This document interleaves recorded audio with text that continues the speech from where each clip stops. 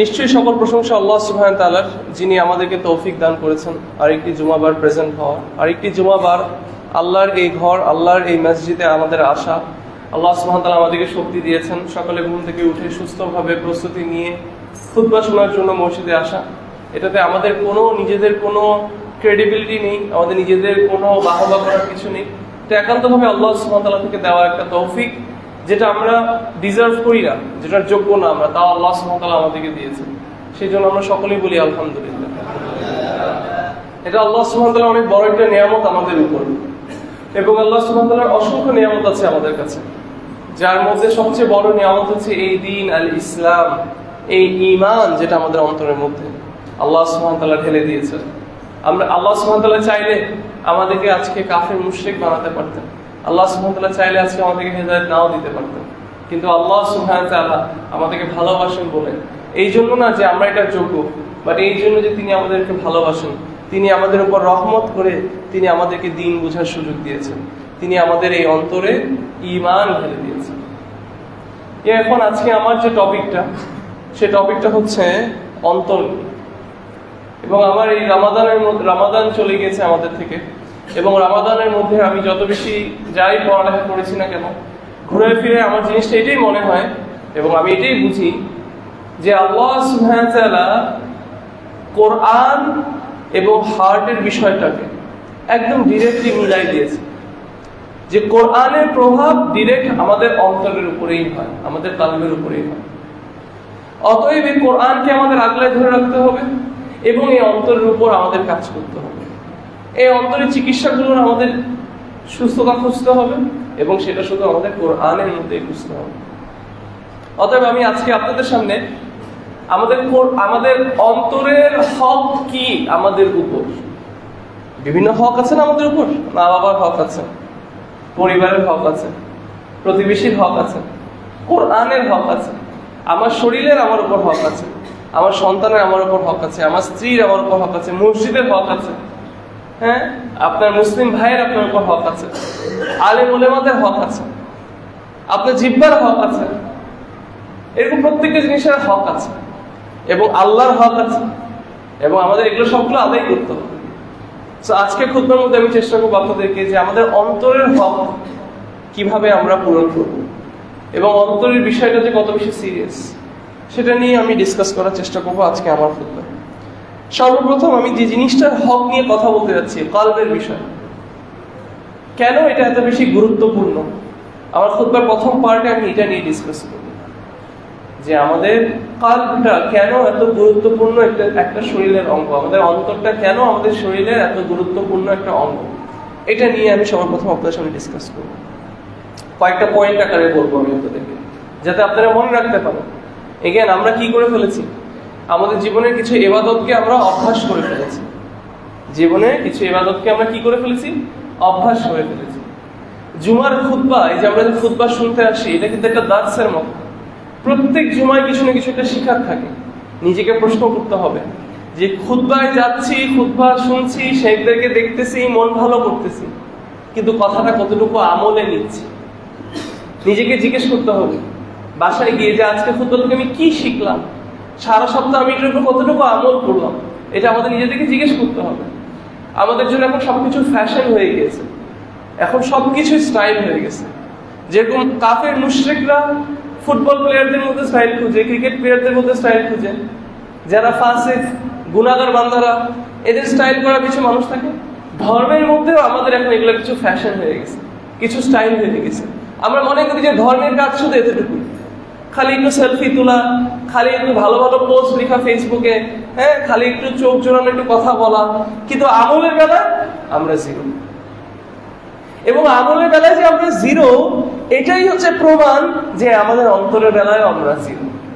কারণ রাসূলুল্লাহ সাল্লাল্লাহু আলাইহি ওয়াসাল্লাম একটা হাদিস আমাদের কি বলছেন, যে তোমার শরীরের মধ্যে একটা অঙ্গ আছে, এই অঙ্গটা যদি ঠিক থাকে, একটা মাংসের দলা আছে, এটা যদি ঠিক থাকে তাহলে পুরো শরীর ঠিক থাকবে, এটা যদি ঠিক না থাকে তাহলে পুরো শরীর ঠিক থাকবে না।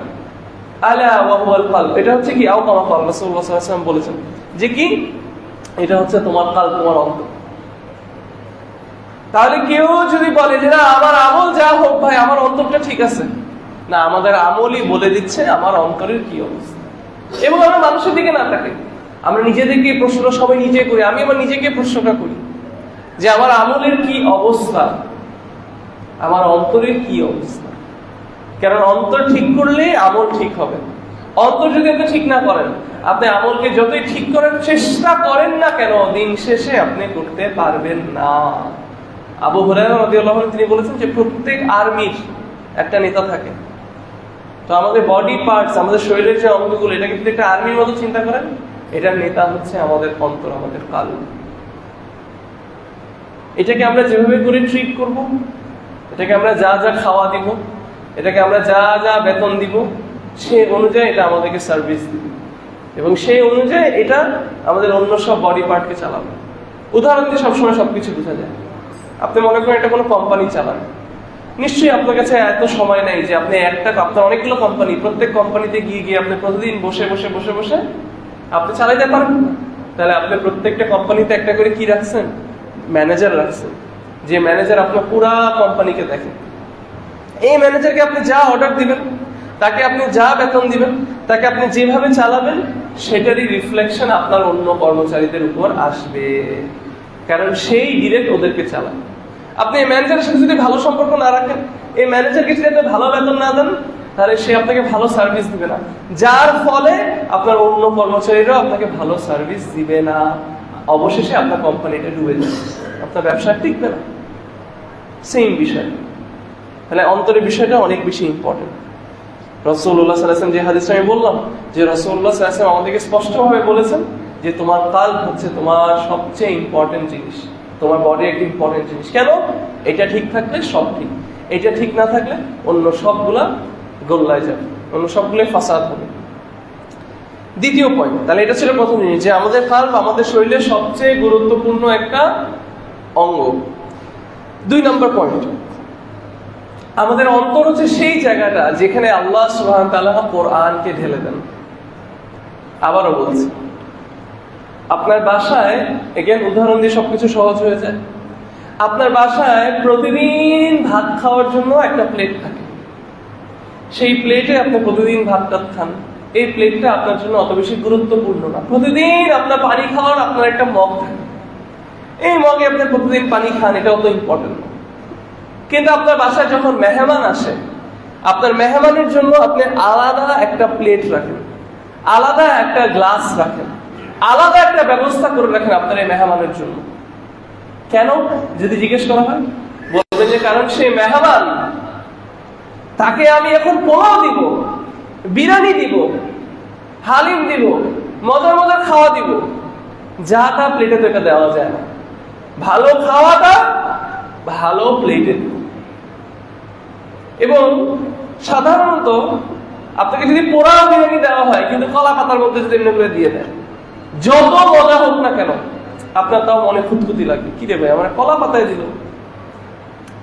কিন্তু আপনি কোথাও দূরে গেছেন, জার্নিতে আছেন, সফরে আছেন, একটা ওয়ান টাইম প্লেটে আপনি খেতে দিয়ে দিচ্ছে, কোনো সমস্যা নেই।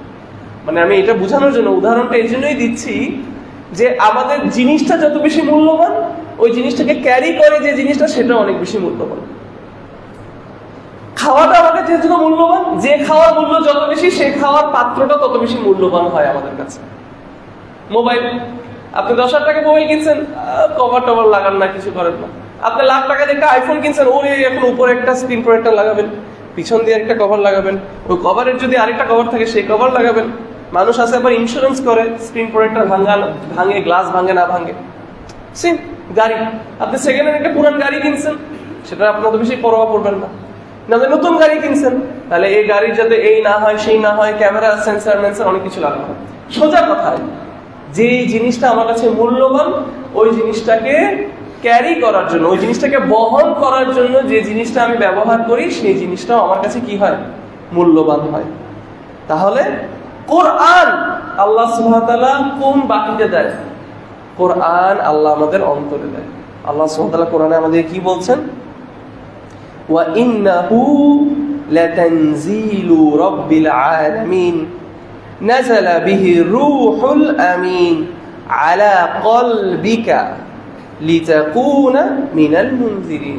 আল্লাহ সুবহানাহু ওয়া তাআলা রাসূলুল্লাহ সাল্লাল্লাহু আলাইহি ওয়াসাল্লামকে বলছেন যে আমি কোরআন নাযিল করছি জিবরিল আলাইহিস সালামকে দিয়ে কোথায়? আলা কলবিকা, তোমার কলবে। তার মানে কি? কোরআনকে বহন করার জায়গা হচ্ছে আমাদের অন্তর।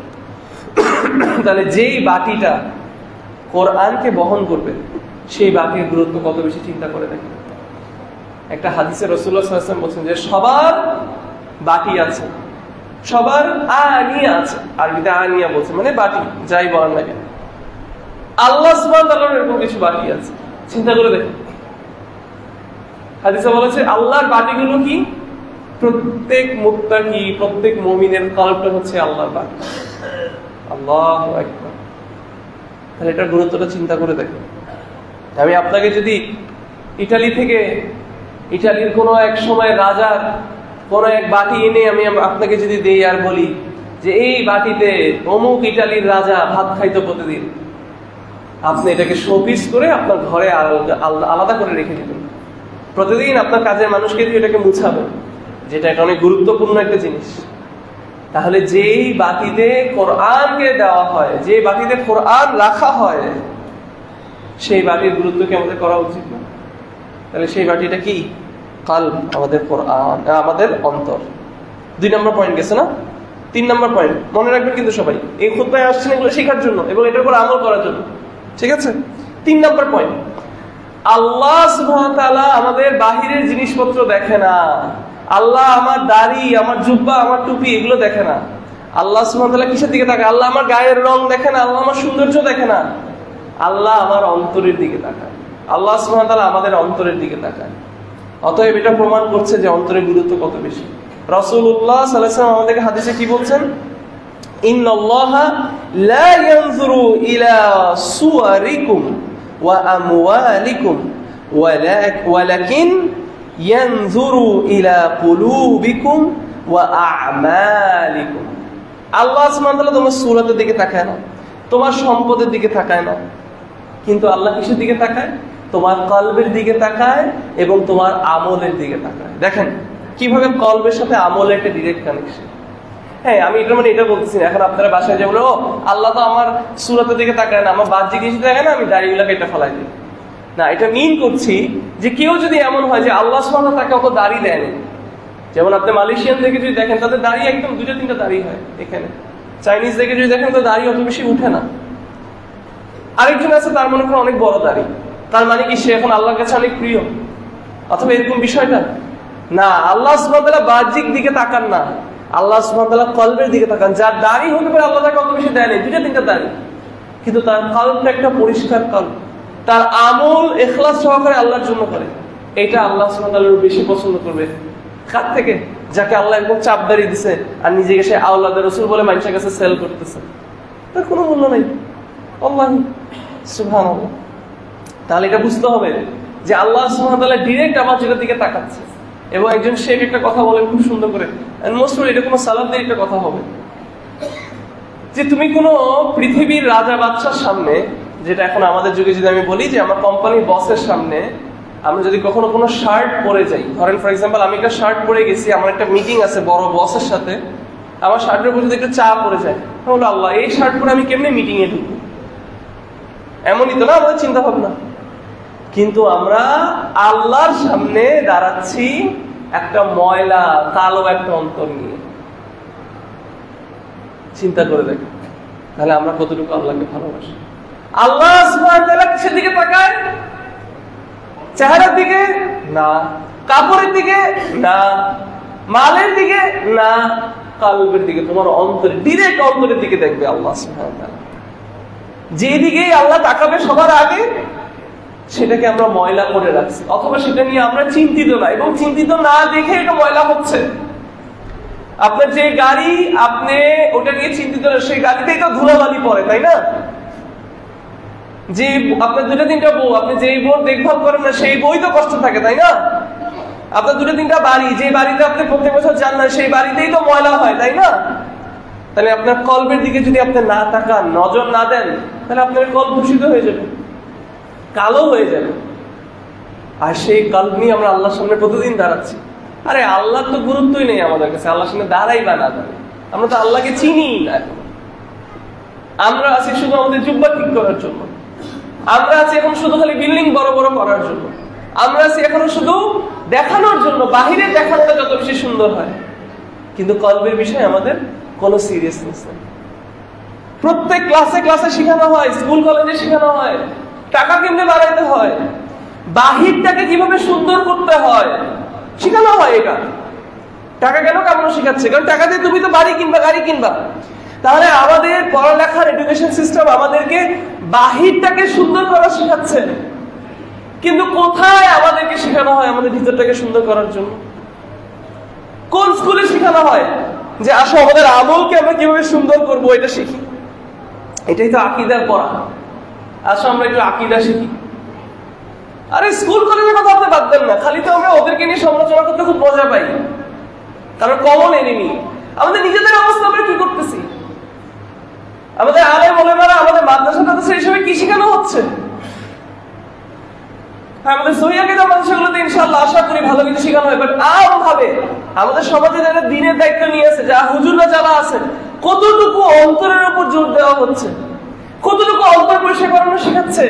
তাওহীদ দিয়ে, ইখলাস দিয়ে, সহিহ আকীদা দিয়ে, আল্লাহর সুন্দর নাম, আল্লাহর সুন্দর গুণগুলো শেখানো হচ্ছে। ইবাদত শুধু আল্লাহর জন্য শেখানো হচ্ছে, কোথায়?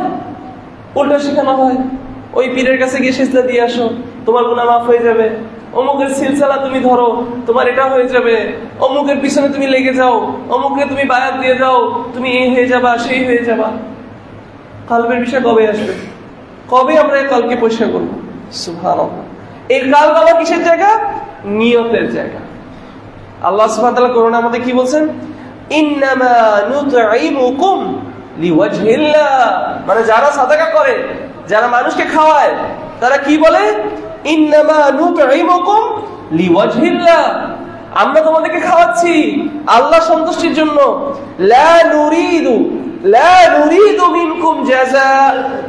তোমার থেকে আমি কোনো রিওয়ার্ড চাই না, তোমার থেকে আমি কোনো গিফট চাই না, তোমার থেকে আমি কোনো উপহার চাই না। ওয়ালা শুকুরা। কি রে ভাই, আমি আপনার জন্য এত করলাম, আপনি আমাকে একটা শুকরিয়া আদায় করতে বললেন না? রবি শেষ, আপনার ওই করা ওইখানে শেষ। কি রে ভাই, আপনার কঠিন সময়গুলোতে ভাই আমি আপনার পাশে ছিলাম, আপনি একটা অ্যাকনলেজও করলেন না আপনি যে ভাই আমি আপনাকে এত সাহায্য করলাম। আপনি আমাকে একটা শুকরিয়াও জানালেন না, আপনি আমাকে চিফ গেস্ট হিসেবেও রাখলেন না, আপনি আমাকে একটু 2 মিনিটও বক্তব্য সময় দিলেন না, অথচ আমি আপনাদের পুরো প্রোগ্রামটাকে আমি একদম টাকা দিয়ে করে দিলাম।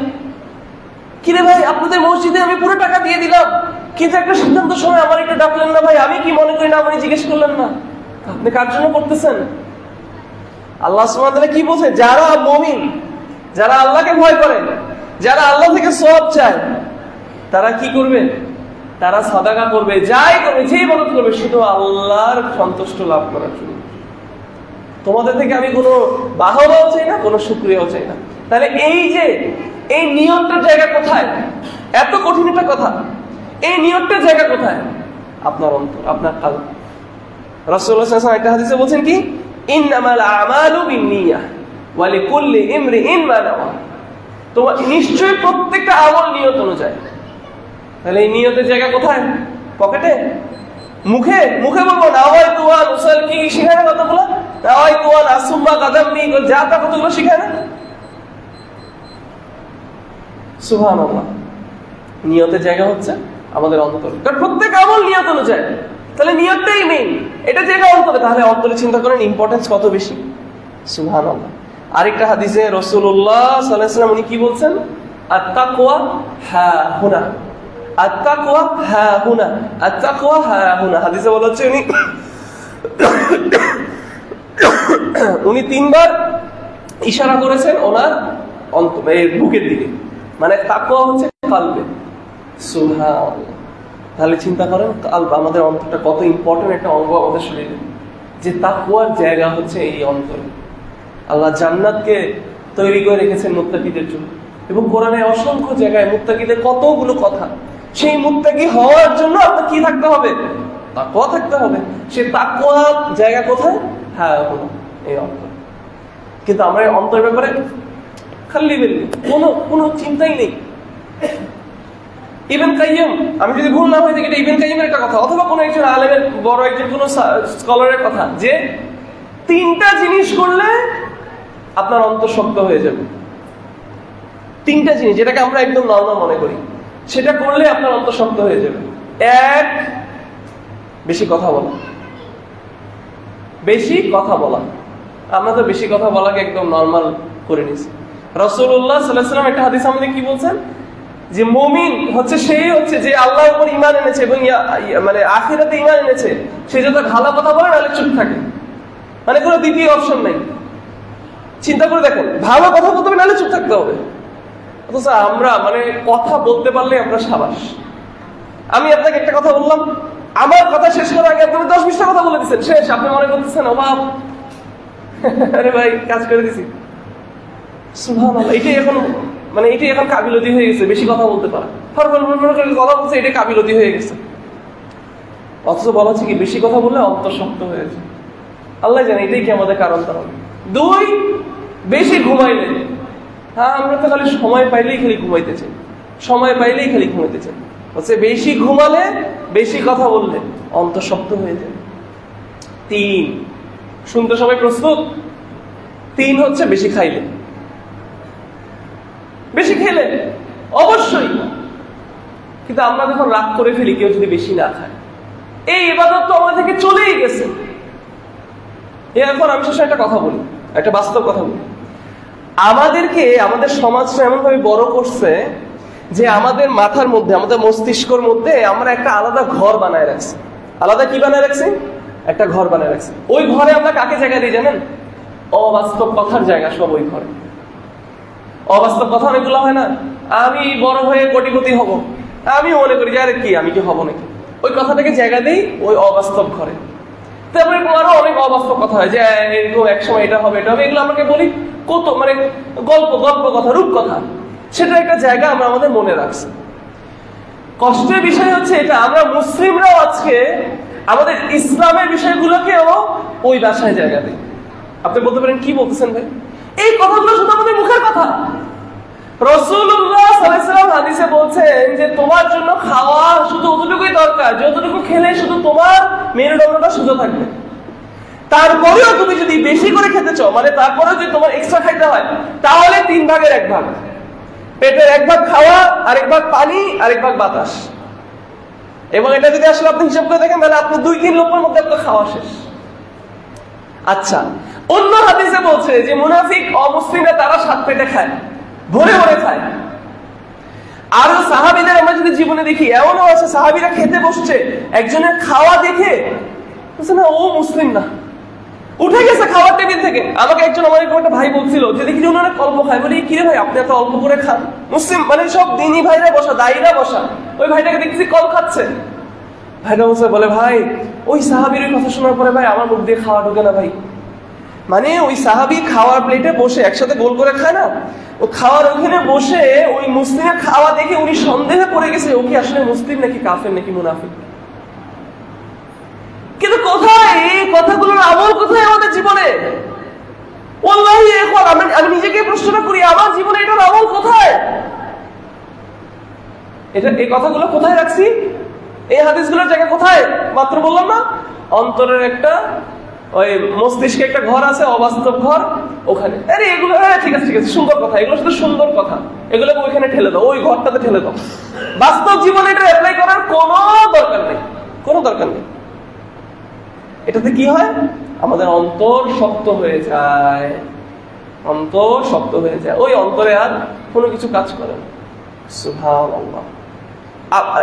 ওমর বিন খাত্তাব একবার একজন পেটওয়ালা একটা মানুষকে দেখে বলতেছে, ওই মানে বলছে এটা কি?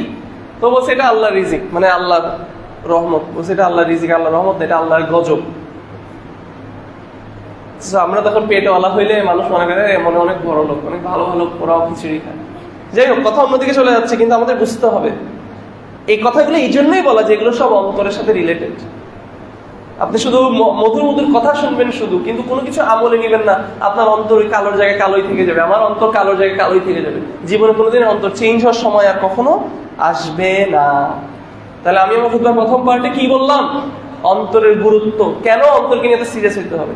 এবার সেকেন্ড পার্টে, যেহেতু অন্তর এত বেশি ইম্পর্টেন্ট একটা জিনিস, আমাদের কালব, আমাদের হার্টটা তো ইম্পর্টেন্ট একটা জিনিস, আমি আমার সেকেন্ড পার্টে এই হার্টের, এই কালবের আমাদের উপর হক কি কি আছে সেটা নিয়ে ডিসকাস করে আমি আমার খুতবা শেষ করবো। আকুলু কাউলি হাযা ওয়া আস্তাগফিরুল্লাহ ওয়া লাকুম।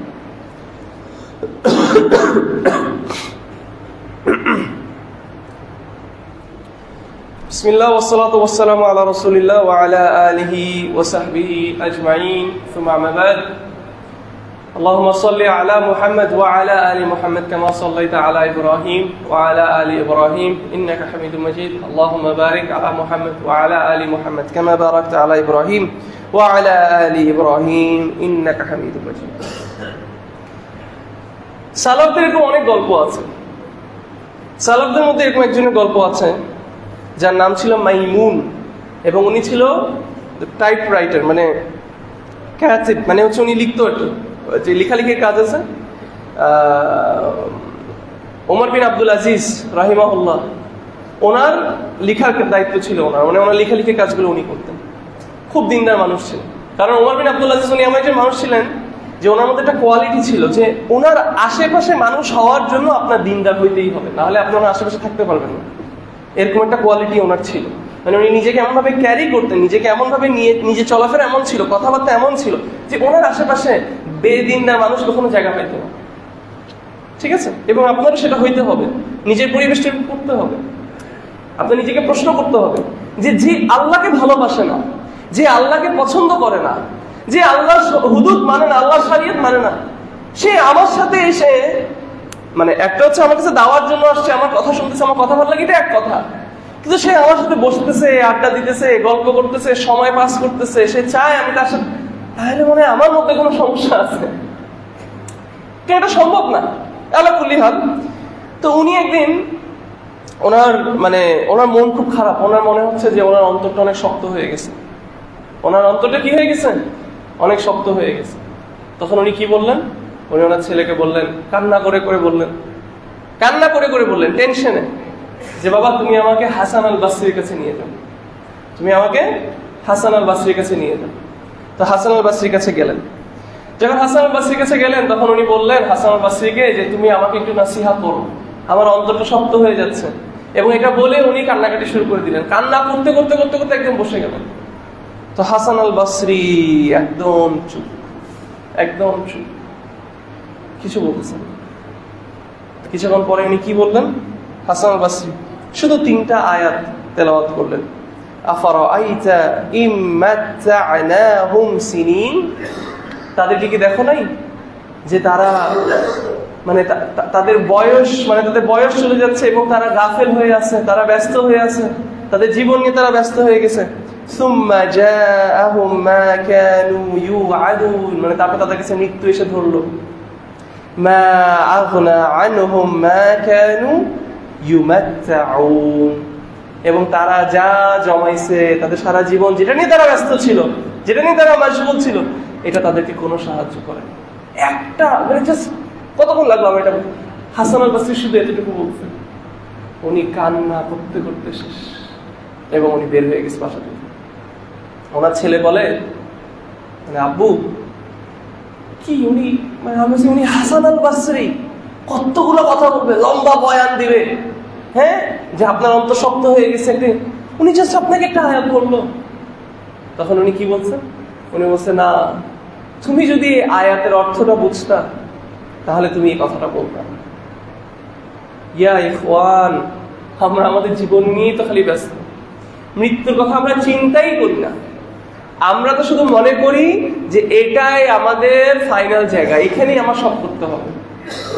আপনার 2টা বাড়ি, একটা বাড়িতে আপনি ভালো টাইলস লাগাইছেন, এসি লাগাইছেন, লিফট লাগাইছেন, আইপিএস লাগাইছেন, জেনারেটর লাগাইছেন, 10-20টা রুম করছেন, 5টা কাজের মানুষ রাখছেন, রান্নাঘরে এসি লাগাইছেন। আপনার বউ কি এই ঘরে যে থাকতে চাবে, অথবা আপনি নিজেও কি এই ঘরে যে থাকতে চাবেন, নাকি আপনার ওই গ্রামের বাড়িতে যে থাকতে চাবেন, যেটা আপনি এখনো টিন শেডের বাড়ি, বেশি খরচ করেন নাই, ভেন্টিলেশন ভালো না, এসি নাই, আপনি কোনটা থাকতে চাবেন? যে বাড়ির পিছনে আপনি ইনভেস্ট করছেন, আপনি সেই বাড়িতেই তো থাকতে চাবেন। আপনি অবশ্যই যে বাড়ির পিছনে বেশি টাকা ইনভেস্ট করে সেখানে থাকতে চাবেন না। আমরা নিজেদেরকে প্রশ্ন করি, আমাদের জীবনের মধ্যে মানে যখন আল্লাহ সুবহানাহু ওয়া তাআলা যে সময় থেকে সৃষ্টি করছে আমার এটা লিখিত, আপনি এটা মানেন বা না মানেন।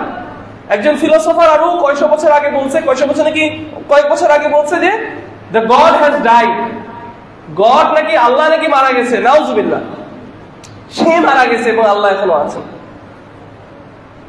তো আপনি মানেন বা না মানেন, আপনার বাসা দুইটা, এই দুনিয়ার বাসা একটা, পরজীবনের বাসা একটা। মানেন বা না মানেন, যাওয়ার জায়গা আপনার দুইটা, একটা জায়গায় চলে আসছেন, আরেকটা জায়গায় অপেক্ষা আছেন যাবেন।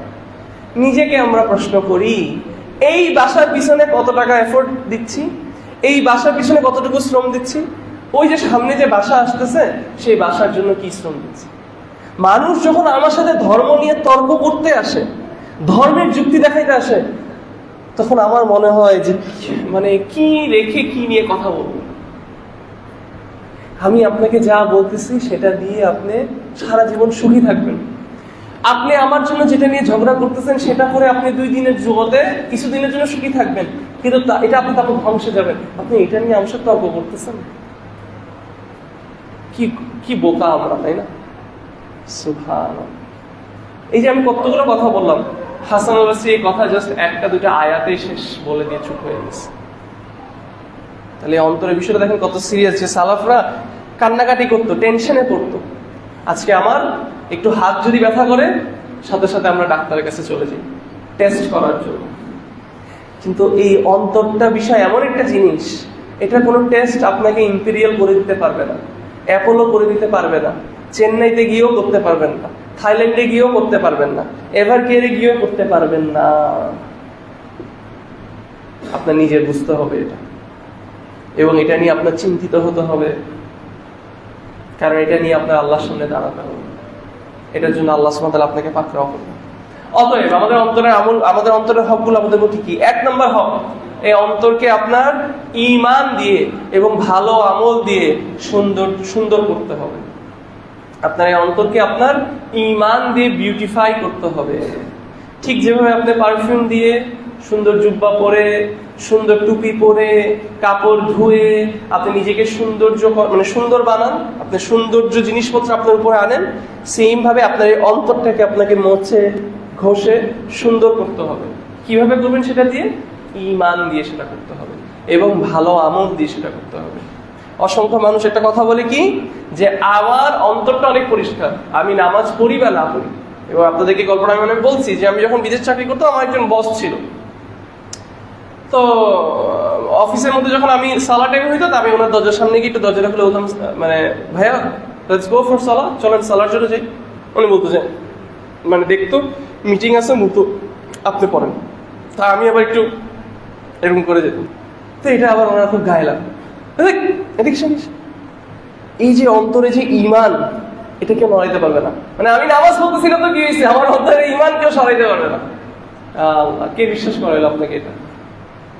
আপনি যে আমল করতেছেন না, উল্টাটা হচ্ছে যে আপনি যে আমল করতেছেন না, আমি উল্টা আপনাকে বলবো যে এই যে আপনি যে সালাহ পড়তেছেন না, এই যে আপনি যে পর্দা করতেছেন না, এই যে আপনি আপনার সন্তানকে যে আমল করতে দিতেছেন না, এই যে আপনি যে কোরআন পড়তেছেন না, এটাই প্রমাণ যে আপনার অন্তরটা একটা বাজে অন্তর, আপনার অন্তরটা একটা কালো অন্তর। এটা প্রমাণই হচ্ছে এটা যে আপনি আমল করতেছেন না।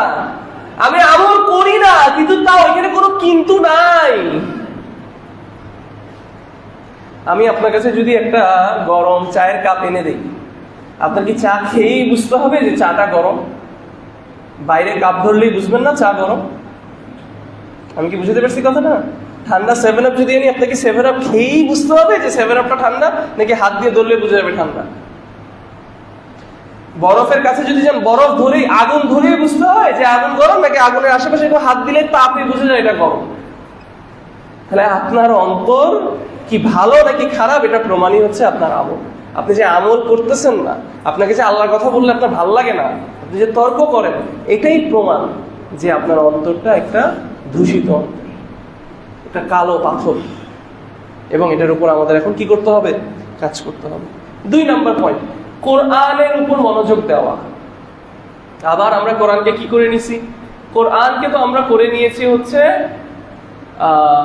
মানে সুরের কম্পিটিশন। এই যে রামাদান গেছে, মসজিদে যেমনি কি অবস্থা, মানে মানে আলহামদুলিল্লাহি রাব্বিল আলামিন, এবার করবে। আর যেখানে যত ঢেউ বাড়ে সেখানে বলে যে একটা অন্ত বলে অত ঢেউতে বলে চলে যায় বলে। ফাইজলামি পাইছেন, কোরআনটাকে নিয়ে মশকারি পাইছেন।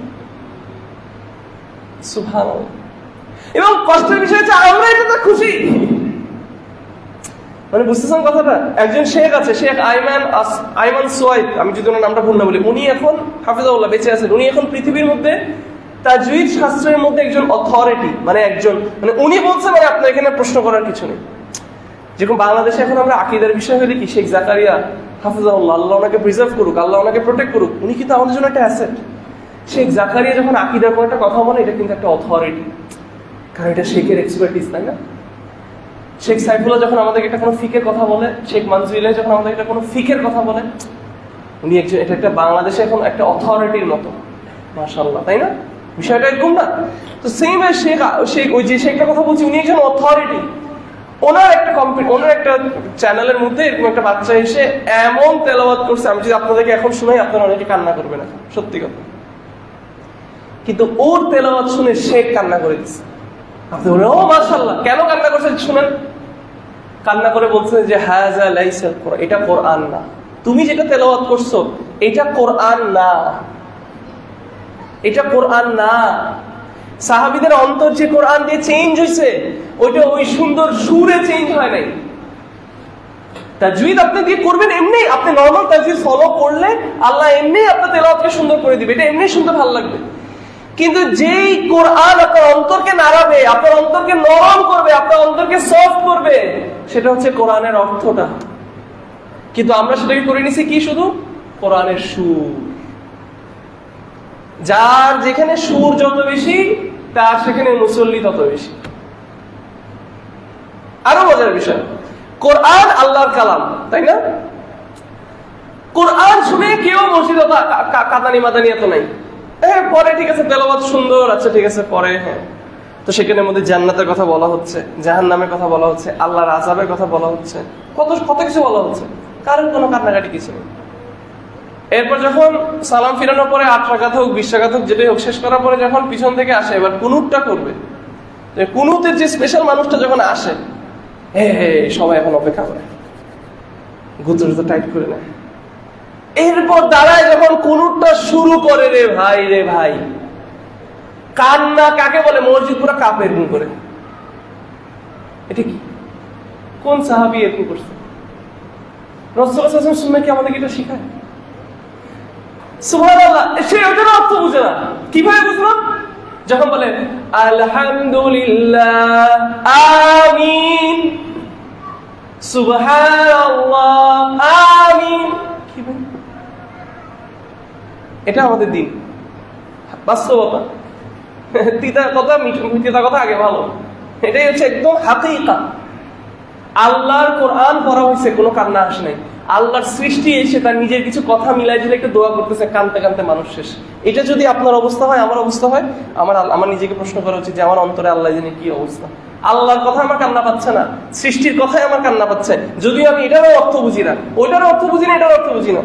নিজেদেরকে প্রশ্ন করি নিজের অন্তরের কি অবস্থা। রমাদান আমাদের জীবনে এসে চলে যাচ্ছে, আসতেছে যাচ্ছে, কিন্তু কোনো ইমপ্রুভমেন্ট আর আসতেছে না। 3 নাম্বার, অন্তরের হক, জিকির আজকার করা। ইবনে তাইমিয়া, যদি ভুল না হয়ে থাকে, ইবনে তাইমিয়ার কথা, যে মাছকে যেরকম পানি থেকে দূরে রাখলে মাছ যেরকম ছটফট করে, আপনার অন্তরটাকে আপনি যদি জিকির, সকাল বিকালে জিকির, সুবহানাল্লাহ, আলহামদুলিল্লাহ, যা যা জিকির করেন, সালার আগে পরে যা যা করেন না কেন, এই জিকির থেকে যদি আপনি আপনার অন্তরকে দূরে রাখেন, এই অন্তর সেই মাছের মতো ছটফট করতে করতে করতে করতে একটা সময় কালো হয়ে মরার মতো হয়ে যায়। তাই রাসূলুল্লাহ সাল্লাল্লাহু আলাইহি ওয়াসাল্লাম একটা হাদিসে কি বলছেন, যে লোক আল্লাহর জিকির করে আর যে লোক আল্লাহর জিকির করে না, এটার উদাহরণ হচ্ছে একটা মরা মানুষ আর একটা জ্যান্ত মানুষের মতো।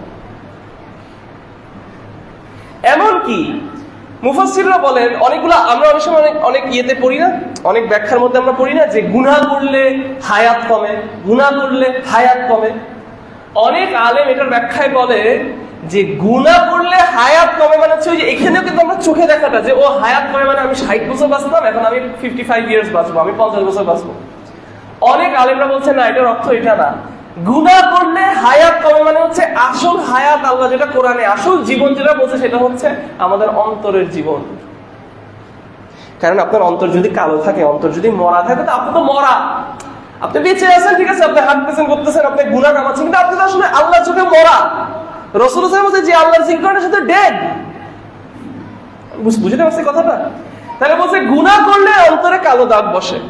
রাসূলুল্লাহ হাদিসে বলছে কালো দাগ বসতে বসতে বসতে বসতে এক সময় অন্তরটাকে পুরো কালো হয়ে যায়, শয়তান পুরো কন্ট্রোল নিয়ে ফেলে। তো দাদা আপনি মরেই গেছেন, তাহলে আপনার হায়াত কমলো না তার মানে? তো অনেক আলেমরা বলছে গুনাহ করলে যে হায়াত কমে, এটা মানে হচ্ছে এটা অন্তরের হায়াত কমে, মানে অন্তর মরতে মরতে মরতে মরতে মরতে মরতে আপনি বেঁচে আছেন বাহ্যিক ভাবে, কিন্তু আপনার রুট দিক দিয়ে আপনি ডেড, আপনি মরা। সুবহানাল্লাহ। তাহলে এটা গেল একটা হক। আরেকটা হক কি? গুনাহ থেকে দূরে থাকা। গুনাহ থেকে দূরে থাকা, এখন অনেকে জিনিসটা বুঝে না। গুনাহ থেকে দূরে থাকার একটা বড় কারণ হচ্ছে আপনি আপনার অন্তরকে বাঁচাচ্ছেন। এই জন্য আমরা খুতবাটা কি দিয়ে শুরু করছি? অন্তরের গুরুত্ব দিয়ে শুরু করছি। অন্তরের গুরুত্ব যখন আপনি বুঝবেন, তখনই তো আপনি এটাকে প্রোটেক্ট করবেন। এখানে উদাহরণ সবকিছু সহজ করে দেয়। আপনার মোটরসাইকেল আছে 2 লাখ টাকার, আপনার গাড়ি আছে 1 কোটি টাকার। আপনি নিশ্চয়ই আপনার দারোয়ানকে বলবেন যে স্টোর যদি কোনো কারণে এসে নিয়েও যায়, মোটরসাইকেলটাই যাতে ধরে, গাড়ি যাতে না ধরে, এটা আপনার জন্য মূল্যবান। তাহলে আপনার গুনাহ থেকে দূরে থাকার একটা বড় কারণ শুধু এটাই না যে ও আচ্ছা মানে আমি আল্লাহর বান্দা, এটা না, শুধু তা না। আপনি গুনাহ করতেছেন, আপনার অন্তরটাকে আপনি শেষ করে দিচ্ছেন। আপনার অন্তরটাকে শেষ করেছেন, অন্তরকে শেষ করে দিচ্ছেন, মানে আপনি এটাকে জাহান্নামের জন্য তৈরি করতেছেন। সুবহানাল্লাহ। কারণ আল্লাহ কোরআনে অন্তরটাকে একটা মাটির সাথে তুলনা করছে, কোরআনকে বৃষ্টির সাথে তুলনা করছে। যেই মাটির মধ্যে বৃষ্টি পড়ে না, এই যে গরম পড়ছে না, এখন রোদ না, যেই মাটিতে বৃষ্টি পড়ে না সেই মাটিটা একটু যেয়ে দেখেন তো, বল একটা মারলে বাউন্স খেয়ে কত উপরে উঠে যায়, তাই না? বিষয়টা এরকম না, শক্ত হয়ে যায় মাটিটা। আল্লাহ কোরআনের মধ্যে অন্তরকে মাটির সাথে তুলনা করছে, কোরআনকে বৃষ্টির সাথে তুলনা করছে, ঈমানকে গাছের সাথে তুলনা করছে। তাহলে যেই মাটিতে বৃষ্টি নাই, মানে কি, যে অন্তরে কোরআন নাই, সেই অন্তরে একটা শক্ত মাটি। যে অন্তরে একটা শক্ত মাটি, সেই মাটিতে কোনো গাছ হবে না। অথবা যদি কোনো গাছ থাকে, ওটা শক্ত হয়ে কাঠি হয়ে যাবে। আমরা শক্ত কাঠি দিয়ে কি পুরাই? আগুন জ্বালাই না? আপনার অন্তর হয়ে যাবে জাহান্নামে জ্বলার কাঠি। আল্লাহ সুবহানাহু ওয়া তাআলা কোরআন অনেক সুন্দর, এই উদাহরণগুলো অনেক সুন্দর। আমাদের বুঝতে হবে, আমাদের গুনাহ থেকে দূরে থাকতে হবে। শুধু এই জন্য না যে না ঠিক আছে মানুষ কি বলবে, না, নিজের অন্তরকে প্রোটেক্ট করার জন্য। গুনাহ কোনো নরমাল কথা না। তারপরে তো আরো কষ্ট, যখন মানুষ ঝগড়া করে, তর্ক করে, যুক্তি দেখায়, ভাই আপনি সুদ খাচ্ছেন রে ভাই, আপনি আল্লাহ এবং তার নবীর সাথে যুদ্ধ ঘোষণা করতেছেন, ভাই আপনার সাথে কথা বলার কি আছে? না ভাই কিন্তু আমি, আরে ভাই আবার কথা বলতেছেন, না ভাই আবার কি রে ভাই, গুনাহ শেষ কথা। এখানে আপনি ধ্বংসের দিকে যাচ্ছেন, আপনি আমার সাথে কথা কিসে আসতেছেন? বোন আপনি পর্দা করেন, না আমার মন, আরে ভাই আপনার মন করতে গেছিল, ভাই আপনার যে সৃষ্টি করছে সে বলতেছে এটা করতে, ভাই নামাজ পড়েন। মাঝে মধ্যে মানুষকে দিন বুঝাইতে এত কথা বলতে হয় না, চুপ থাকলেই ভালো। করবি না, যা করিস না। আল্লাহ এটা কোরআনে বলতেছে কি, আমাদেরকে চুপ থাকতে বলতেছে না। আল্লাহ কোরআনে কি বলতেছে? ওদেরকে আমি বারবার রিমাইন্ডার দেই, বারবার মনে করাই, শুনে না, শুনে না, শুনে না, শুনে না। এরপর আমি ওদের জন্য দরজা খুলে দেই। হরি বাবারে, গাড়ি গাড়ি, বাড়ি বাড়ি, টাকা টাকা। সে তো মনে করে যে ভাই কি যে করে ফেলছি রে আমি ইবাদত করে। তারপর আল্লাহ তার কাছে হঠাৎ করে মৃত্যু আসে। এই মৃত্যু যখন তাকে নিয়ে ধরে, শেষ। এগুলো সব তার জাহান্নামে আরো গভীরে পুরার কারণ হয়ে দাঁড়ায়। আল্লাহি আমাদের এটা ভয় করা উচিত।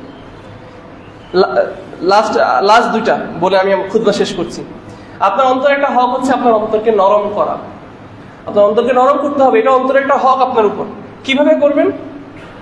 কবরে যান, কবর সেজদা দেওয়ার জন্য না, নিজেকে মৃত্যুর কথা মনে করানোর জন্য। জানাজার সাথে সাথে লাশটার সাথে যান, লাশটাকে নিচে নামান, আপনার নিজেকে স্মরণ করাবে এটা।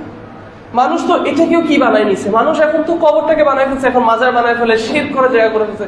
অথচ দেখেন কি সুন্দর, রাসূলুল্লাহ সাল্লাল্লাহু আলাইহি ওয়াসাল্লাম সাহাবীদের বলছে তোমাদেরকে আমি একসময় নিষেধ করতাম কবরে যেতে, কিন্তু এখন আমি তোমাদেরকে পারমিশন দিচ্ছি, যাও, যে মানে নিজেকে কিয়ামতের কথা মনে করাও, মানে যে তোমরা নিজেদের অন্তরটাকে নরম করো। এভাবে উনি বলেন না, আমি এটা বোঝানোর জন্য বলতেছি।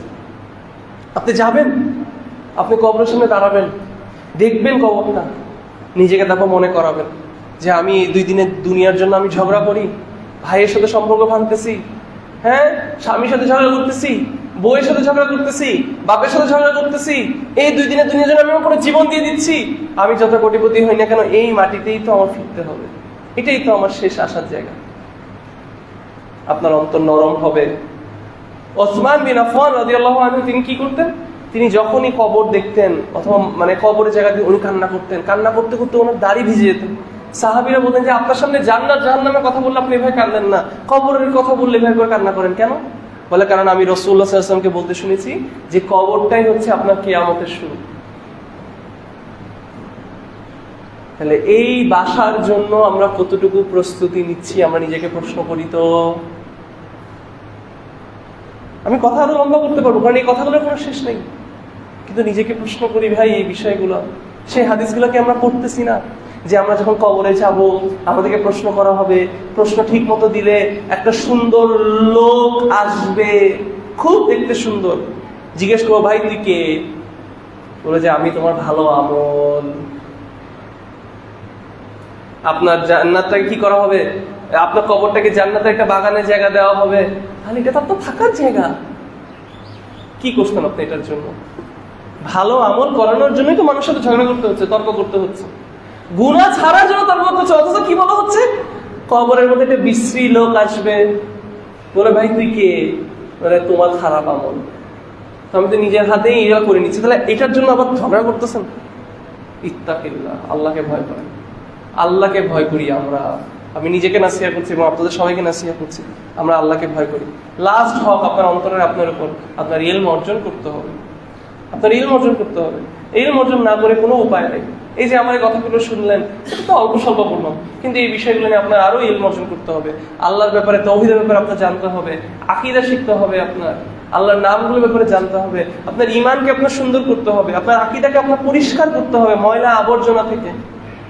আপনার আমল করা কবুল হওয়ার জন্য যে 2টা শর্ত, ইখলাস আকীদায় শিখবেন, সুন্নাহকে ফলো করা ফিকহের মধ্যে শিখবেন, অথবা সুন্নাহ হাদিস থেকে শিখবেন, বিদআত থেকে বাঁচার জন্য, এগুলোর জন্য ইলম অর্জন করতে হবে, তারপর আমল করতে হবে।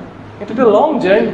আসুন আমরা এই জার্নির জন্য প্রস্তুত হই, আমাদের অন্তরকে প্রস্তুত করি। আমরা খালি এই যে এগুলোকে ঠিক করা, এগুলোকে ঠিক করার মধ্যে যাতে আমরা শুধু ব্যস্ত না হয়ে যাই, এই যে এগুলোকে শুধু ঠিক করার মধ্যে যাতে ব্যস্ত না হয়ে যাই। হ্যাঁ, এগুলো মেনটেন করি, আল্লাহ সুন্দর এবং আল্লাহ সুন্দর জিনিস পছন্দ করে, কিন্তু এটা আমার মেইন টার্গেট না। মেইন টার্গেট ভিতরেরটা পরিষ্কার করা। এই জন্য আমি মাঝে মাঝে চিন্তা করে দেখি, মানে অনেক সময় এরকম হয়ে যায় যে মানে আমাদের গুত্রাটা একটু ডানে থেকে বামে হলো, জুব্বাটা একটু ডানে বামে হলো, অথবা টুপিটা একটু এরকম হলো, অথবা আমাদের ভিডিও কোয়ালিটি ভালো, আমাদের অডিওটা ভালো হইতেছে, আমরা কত কিছু চিন্তা করি। অথচ আমি মাঝে মাঝে ভাবি, সেই হুসাইমিনদের যখন একটা ভিডিও দেখি, গুত্রা মাথায় এরকম হয়ে আছে, ওইরকম হয়ে আছে, এখানে ভাঁজটাও ঠিক মতো নাই, অথচ তারা আজকে কবরে চলে গেছে, তাদের বইয়ের পর বই আমরা পড়ে যাচ্ছি, তাদের থেকে মানুষ এল নিচ্ছে, আর তারা কবরের মধ্যে সেটার আমল নিচ্ছে। সুবহানাল্লাহ।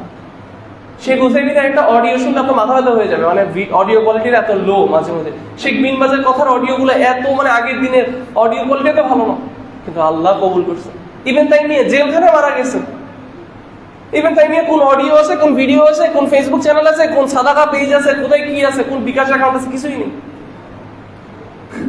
কিন্তু সাদাকা জারিয়ে কিন্তু তারা করে গেছে। আমাদের সব যা শিখি, ওনাদের থেকে আমরা যা শিখি, ওনাদের কবরে সেটার সওয়াব যাচ্ছে। তারা আসলে ওই বাড়ির জন্য প্রস্তুতি করে গেছে, আমরা আছি শুধু এখানের বাড়িটা প্রস্তুত করার তালে, কিন্তু ওইখানের বাড়ির ব্যাপারে আমাদের কোনো খবর নেই। একদিন হবে, যেটা আল্লাহ সুবহানাহু ওয়া তাআলা বলেছেন, আলহাকুমুত তাকাসুর হাত্তা যুরতুমুল মাকাবির। আমি আল্লাহর কাছে দোয়া করছি, আল্লাহ যাতে আমার এই কথাগুলো কবুল করেন, আল্লাহ যাতে আমাকে কথাগুলোর উপর আমাকে নিজেকে আগে আমল করার তৌফিক দান করেন। কথা বলা অনেক সহজ, সুন্দর কথা বলা আরো অনেক বেশি সহজ, কিন্তু সেটার পর আমল করা অনেক বেশি কঠিন। আল্লাহ যাতে আমাকে তৌফিক দান করে কথাগুলোর উপর আমল করা, আমার অন্তরকে পরিষ্কার করা এবং আপনাদের সবার অন্তরকে পরিষ্কার করা। ইয়া আল্লাহ, তুমি আমাদের সবাইকে একটা পরিষ্কার অন্তর দান করো। ইয়া আল্লাহ, তুমি আমাদের অন্তরের মধ্যে সেই ভয় ঢুকিয়ে দাও যেটা আমাদেরকে তোমার গুনাহ থেকে দূরে রাখবে। ইয়া আল্লাহ, আল্লাহ তুমি আমাদের অন্তরে সেই ভালোবাসা ঢুকিয়ে দাও যেটা দিয়ে আমরা তোমার ইবাদত করবো ইয়া আল্লাহ। তুমি আমাদের অন্তরে সেই ঈমান ভরে দাও যেটা দিয়ে আমরা তোমাকে দেখার অপেক্ষা করবো ইয়া আল্লাহ। তুমি আমাদের অন্তর থেকে সেই কালো দাগগুলো সরায় দাও ইয়া আল্লাহ। তুমি আমাদের অন্তরের সব গুনাহগুলো আল্লাহ তুমি আমাদের ক্ষমা করে দাও ইয়া আল্লাহ। তুমি তৌফিক দান করো ইয়া আল্লাহ আমাদের সবাইকে, আমাদের পরিবারদেরকে, আমাদের মা বাবাদেরকে, যাতে আমরা এই অন্তরটাকে পরিষ্কার করি, যাতে আমরা এই অন্তরটাকে পরিষ্কার